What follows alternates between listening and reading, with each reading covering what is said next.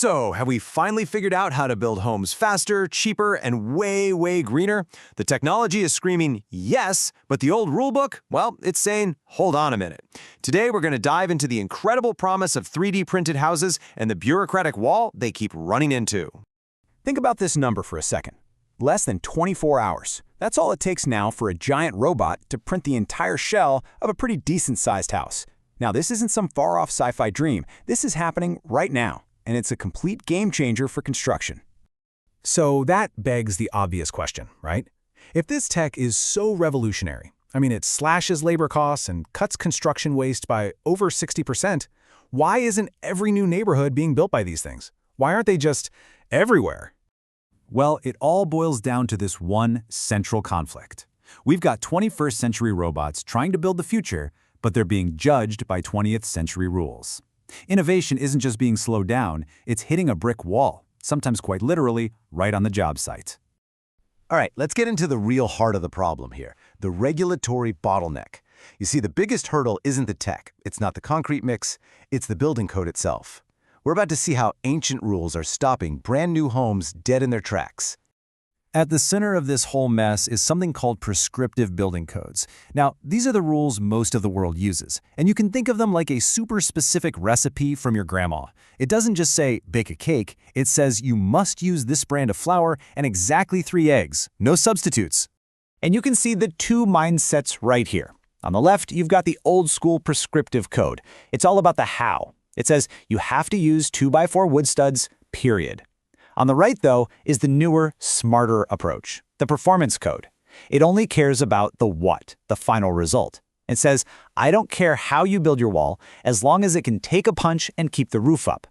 For literally centuries, those old prescriptive codes have been written around one thing and one thing only, the traditional stick frame wall. The entire rulebook assumes you're using wood studs, spaced just so. It's a system that works, for sure, but its definition of a safe wall is incredibly narrow. And this is where it all falls apart. A 3D printed wall is totally different. It gets its strength from these amazing internal patterns, kind of like a beehive's honeycomb. It uses absolutely 0 studs. So imagine the building inspector showing up with their checklist. They're looking for 2x4s, and they see nothing. So what happens? Stamp, failed. It doesn't matter if data proves the wall is twice as strong. No studs, no pass. And the real-world consequence of this is just project paralysis. You have innovators with these incredible half-printed homes just stuck, sitting in a legal black hole because the rulebook doesn't even have a chapter for what they're doing. Progress just grinds to a halt. But look, this isn't to say we should just throw all the rules out the window. Not at all. There are some very real safety questions that need new answers, and probably the biggest one is what's called the layer adhesion challenge. Layer adhesion is, and I'm not exaggerating, the most important safety factor here. It's the bond between each layer of printed concrete. Think about it like stacking Legos. If those bricks don't click together perfectly, the whole thing is weak. If the concrete layers don't bond perfectly, the wall can literally peel apart. That failure is called delamination, and it is the #1 thing engineers are trying to prevent. Which is why this quote just hits the nail on the head. We need a check engine light for these houses. You know, an inspector can't just eyeball a wall and see if those microscopic bonds are solid. We need new tools, maybe sensors right on the printer itself that give a constant real-time green light saying, yep, this layer is good, this layer is solid, keep printing. So we've got this incredible tech that's way ahead of the rules and a huge safety question that needs a new way of being measured. So how do we fix all this? Well, that brings us to the most important part, bridging the regulatory gap. And the good news is, there's actually a roadmap taking shape. So there's no single silver bullet here. It's more of a 3-part attack plan. First, we need to create what are called regulatory sandboxes to let the tech prove itself. Second, we got to update local zoning laws, which are often just as old as the building codes. And finally, we need to get everyone on the same page by adapting global standards. Now, this first one, the regulatory sandbox, is a really brilliant idea. Think of it as a safe zone for innovation. It's a special area where builders can test these new methods without being crushed by the old rulebook.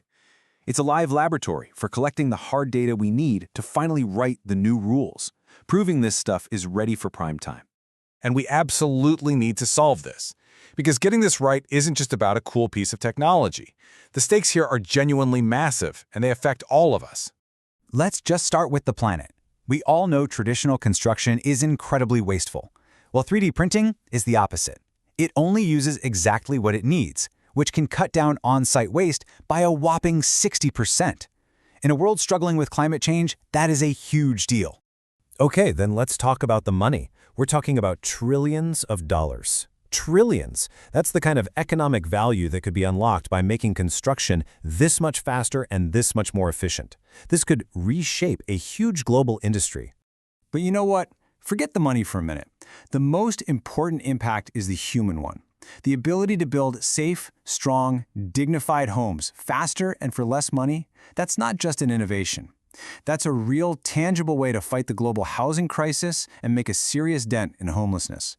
So, this all leads us back to one final, big question. The technology is here. The robots are built. The science is solid. The only thing left in the equation is us. Are we going to let our old rules get in the way, or are we finally going to grant the permit for the future? Ultimately, this is the great challenge for modern construction, isn't it? It's a tightrope walk. We have to balance the absolute, non-negotiable need for public safety with the urgent call to adopt new technologies that could help solve some of our biggest problems. For more videos diving deep into the technical requirements of building regulations, visit the Building Regulations Copilot YouTube channel. And for any building regulations related queries, head over to buildingregulationscopilot.com.